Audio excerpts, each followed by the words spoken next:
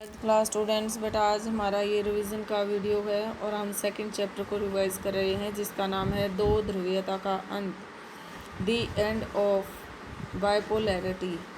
दो ध्रुवीयता का अंत, दो माने दो, ध्रुवीयता का अंत। ध्रुवीयता मीन्स होती है दो गुटों में बटे हुए जो देश हैं, दो गुटों में बटे हुए जो ग्रुप हैं, जो ग्रुप में शामिल हो गए थे, कैंप में बट गए थे, ब्लॉक हो गए थे, तो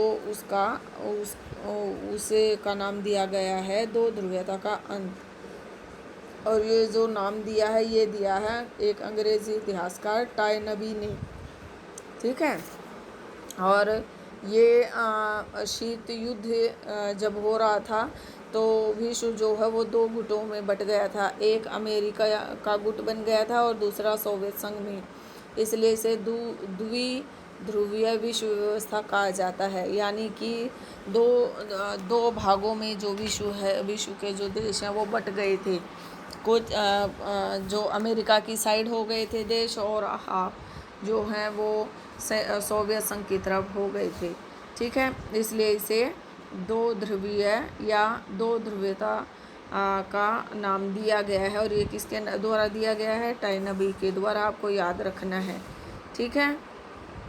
यानी कि विश्व के सभी देश कुछ न कुछ मात्रा में अमेरिका या रूस पर आश्रित है और कोई भी पूर्णतः इन दोनों से स्वतंत्र नहीं है। इसीलिए इसको कहा जाता है द्विध्रुवीय विश्व। ठीक है। अब एक कोटेशन यहाँ दी गई है। मार्गेथो के अनुसार द्वितीय विश्व युद्ध के बाद संयुक्त राज्य अमेरिका और सोवियत रूस की अन्य देशों की तुलना में शक्ति इतनी अधिक बढ़ गई थी कि वे स्वयं ही एक दूसरे को संतुलित कर सकते थे। इस प्रकार शक्ति संतुलन बहुध्रुवीय से द्विध्रुवीय में बदल गया था।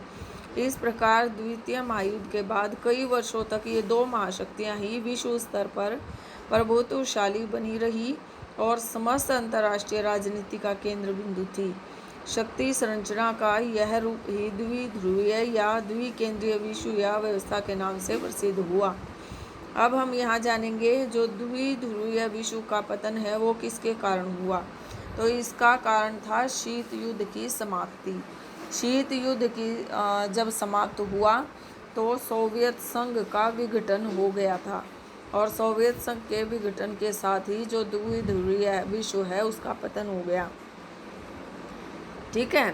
तो द्विध्रुवीय विश्व के पतन का एक दूसरा कारण भी है, वो ये है कि अमेरिकी गुट में जो है देशों के बीच में आपसी मनमुटाव फैल गया था, जिसके कारण फ्रांस और इंग्लैंड जैसे देश अमेरिका से अलग होना चाहते थे।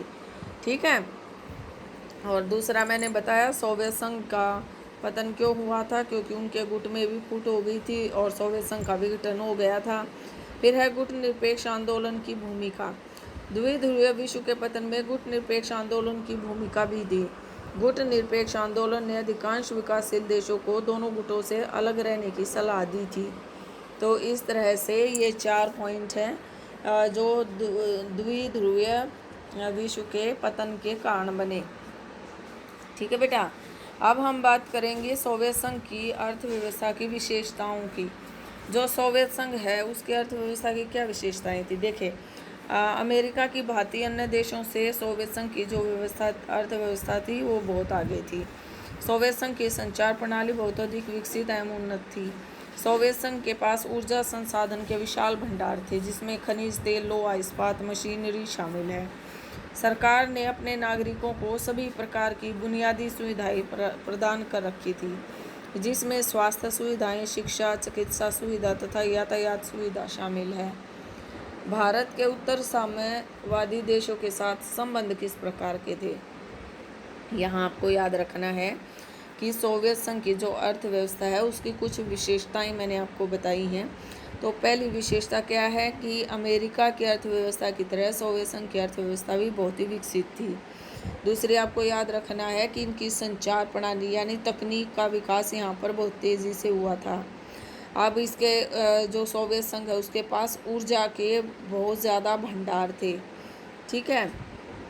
ऊर्जा के भंडार कौन से? जिसमें तेल, लोहा, खनिज, ठीक है, इस्पात, मशीनरी आदि हैं।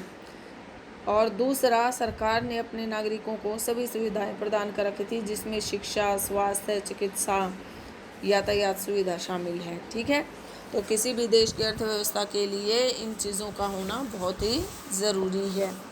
अब हम बात करेंगे सोवियत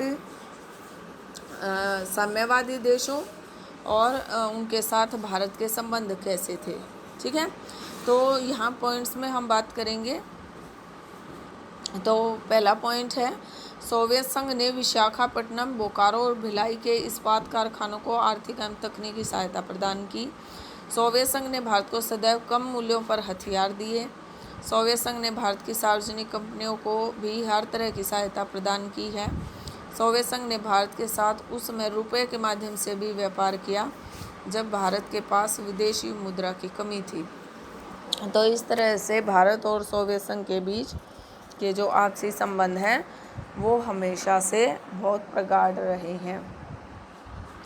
ठीक है, तो अभी हम करेंगे नेक्स्ट हमारा जो क्वेश्चन बनेगा इस लेसन में से, वो बनेगा शॉक थेरेपी से आप क्या समझते हैं। सबसे पहले आपको पता होना चाहिए कि शॉक थेरेपी का अर्थ क्या है।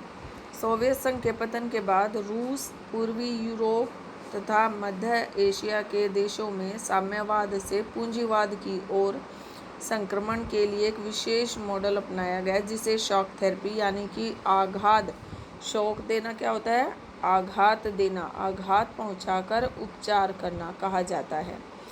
विश्व बैंक एवं अंतर्राष्ट्रीय मुद्रा कोष द्वारा इस प्रकार के मॉडल को अपनाया गया है। शॉक थेरेपी में निजी स्वामित्व, राज्य की संपदा के निजीकरण और व्यावसायिक स्वामित्व के ढांचे को अपनाना, पूंजीवादी पद्धति से कृषि करना, मुक्त व्यापार को पूर्ण रूप से अपनाना, वित्तीय खुलेपन तथा मुद्राओं की आपसी परिवर्तनीयता भी महत्वपूर्ण मानी गई है। परंतु साम्यवाद से पूंजीवाद की ओर संक्रमण के लिए बेहतर तरीका नहीं था, क्योंकि पूंजीवाद सुधार तुरंत किए जाने की अपेक्षा धीरे धीरे किए जाने चाहिए थे। एकदम से सभी प्रकार के परिवर्तनों को लोगों पर लादकर उन्हें आघात देना उचित नहीं था। ठीक है, तो इस तरह से आपने समझा कि शॉक थेरेपी क्या थी। नेक्स्ट है हमारा कि बर्लिन की दीवार कब गिराई गई। बर्लिन की दीवार 1989 में गिराई गई। आपको याद रखना है बेटा, क्योंकि हम रिवीजन कर रहे हैं, तो रिवीजन करने के लिए आपको बहुत ज़रूरी है इस तरह के अपने चैप्टर में से क्वेश्चन निकालें। बर्लिन की दीवार कब गिराई गई, 1989 में। ठीक है, दूसरा आपका नेक्स्ट क्वेश्चन जो बन रहा है वो बन रहा है आपका, गार्बोचेव द्वारा लाए गए किन्हीं 2 सुधारों का उल्लेख कीजिए। जो इम्पोर्टेंट क्वेश्चन है वो बता रही हूँ। गार्बोचेव द्वारा लाए गए 2 सुधार, पहला पेरेस्ट्राइका, इसका अर्थ है पुनर्रचना। ग्लासनोस्त, इसका अर्थ है खुलेपन से होता है। यानी कि गार्बोचेव ने सोवियत संघ की पुनर्रचना यानी कि उसकी अर्थव्यवस्था को पुनः ठीक करने की कोशिश की और उसने बहुत ही खुलेपन को अपनाया इस व्यवस्था को ऊपर उठाने के लिए, और उसने बहुत कोशिश की ताकि इसके विघटन को रोका जा सके। लेकिन उसकी ये जो सुधार उसने किए ये कहीं पर भी काम नहीं आए और अंत में जो है सोवियत संघ का विघटन हो गया।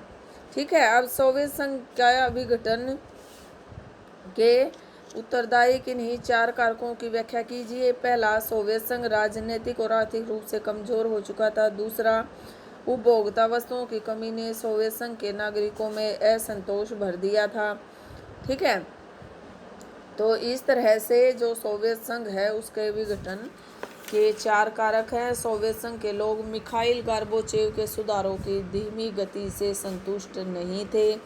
सोवियत संघ में कम्युनिस्ट पार्टी का शासन लगभग 70 सालों तक रहा, परंतु वह किसी के प्रति उत्तरदायी नहीं था।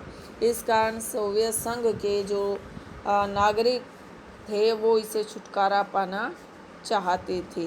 ठीक है, तो इस तरह से आपने जाना कि शॉक थेरेपी क्या होती है, गार्बोचेव द्वारा किए गए सुधार और उसका क्या महत्व था उसमें पर। दूसरा द्विध्रुवीय विश्व है जो उसका विघटन कैसे हुआ, उसके पीछे क्या कारण थे और सोवियत संघ का विघटन किस प्रकार हुआ या उसकी अर्थव्यवस्था की विशेषताएं क्या हैं आपने जाना। ठीक है। अब ये बर्लिन की दीवार कब गिराई गई, मैंने बताया था 1989 को। तो ये बर्लिन की दीवार कहाँ पर है, बर्लिन की दीवार जो है जर्मनी शीत युद्ध के बाद क्या हुआ था कि जर्मनी 2 हिस्सों में बट गया था। ठीक है। तो पश्चिमी जर्मनी संयुक्त राज्य अमेरिका के प्रभाव में था, जबकि पूर्वी जर्मनी सोवियत संघ के प्रभाव में था। तो 1961 में दोनों भागों के बीच जर्मनी को बांटकर दोनों भागों के बीच दीवार खींच दी गई थी।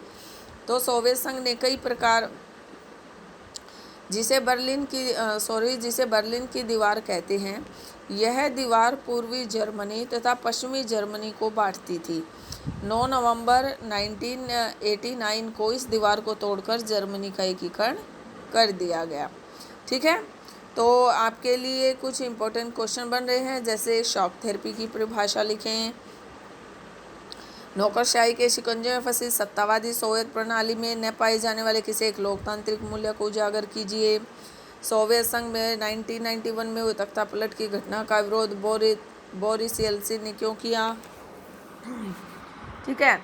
और इस तरह के कुछ क्वेश्चंस हैं, ये क्वेश्चन आपको रिवाइज करने हैं। ओके बेटा, thank you, have a nice day.